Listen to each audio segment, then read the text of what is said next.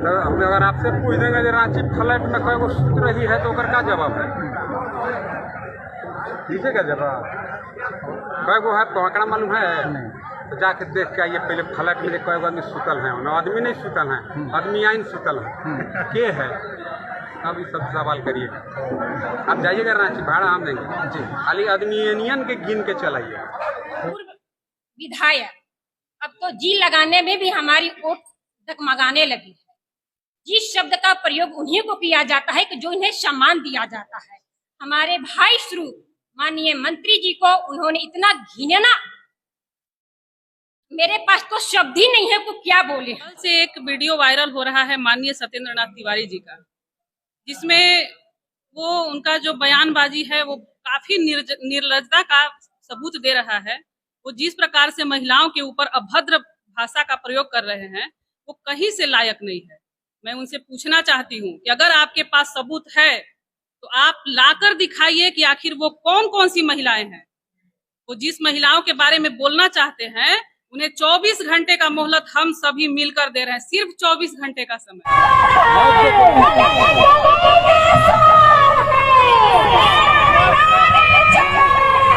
बीते 11 सितंबर को मेराल प्रखंड में पूर्व विधायक सत्येंद्र नाथ तिवारी द्वारा जन आक्रोश रैली निकाली गई थी। पत्रकारों से बात करते हुए श्री तिवारी के मुंह से कुछ अपमानजनक बातें महिलाओं के लिए निकल गई, जिससे महिलाओं में भारी आक्रोश है। बता दें कि महिलाओं का इस संदर्भ में कहना है कि एक तरफ हमारी संस्कृति रही है नारियों के सम्मान की, और दूसरी तरफ हमारे पूर्व विधायक सत्येंद्र नाथ तिवारी नारियों के लिए इतनी अभद्र टिप्पणी कर रहे हैं जो दोबारा से कह भी नहीं सकते। आज 2023 में जहां महिलाओं के लिए महिला आरक्षण बिल प्रबलता से लागू किया गया हो, वहीं ऐसी मानसिकता से बहुत चोट पहुंचती है। आगामी चुनाव में ऐसे नेता की करारी हार सुनिश्चित है। देखिए इस रिपोर्ट में।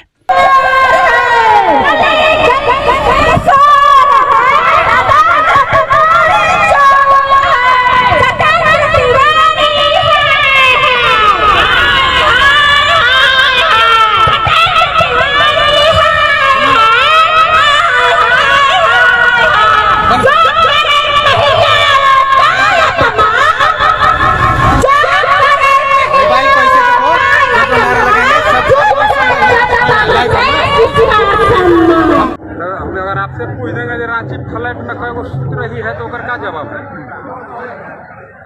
दीजिए का जवाब कोई वो है तो आंकड़ा मालूम है? तो जाके देख के आइए पहले फ्लैट में कोई आदमी सुतल है ना, आदमी नहीं सुतल है, आदमी आइन सुतल है के है। अब ये सब सवाल करिए, आप जाइएगा रांची भाड़ा हम देंगे जी, खाली आदमी यूनियन के गिन के चलाइए। पूर्व विधायक अब तो जी लगाने में भी हमारी वोट डगमगाने लगी है। जिस शब्द का प्रयोग उन्हीं को किया जाता है कि जो इन्हें सम्मान दिया जाता है।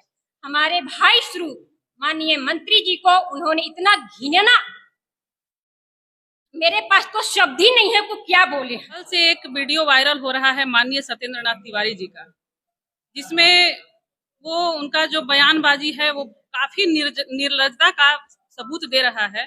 वो जिस प्रकार से महिलाओं के ऊपर अभद्र भाषा का प्रयोग कर रहे हैं वो कहीं से लायक नहीं है। मैं उनसे पूछना चाहती हूँ कि अगर आपके पास सबूत है तो आप लाकर दिखाइए कि आखिर वो कौन कौन सी महिलाएं हैं। वो जिस महिलाओं के बारे में बोलना चाहते हैं उन्हें 24 घंटे का मोहलत हम सभी मिलकर दे रहे हैं, सिर्फ 24 घंटे का समय। 24 घंटा उनका और 25वां घंटा फिर हम लोग का शुरू होगा।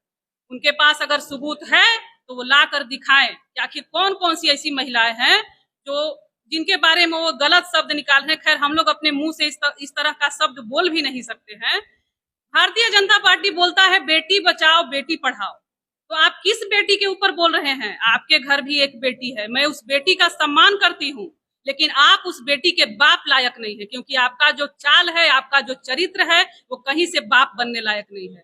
वो बेटी को भी आज शर्म आ रहा होगा, उस पत्नी को भी आज शर्म आ रहा होगा कि हम किस परिवार से हैं और किस तरह से ये बयानबाजी करते फिर रहे हैं। वो तो डर चुके हैं, वो हमारी टीम को देख के डर चुके हैं, तो अब उनको कोई मुद्दा नहीं बचा। तो क्या मुद्दा बचा है? तो महिलाओं के ऊपर प्रहार किया जाए। अरे मैं तो पूछना चाहती हूँ कि वो बताए, हम जितने भी यहाँ बैठे हैं सिर्फ हम इतना ही नहीं है, हमारा संख्या अगर रोड पर निकल जाए ना तो आप कहीं मुंह दिखाने लायक नहीं रहिएगा।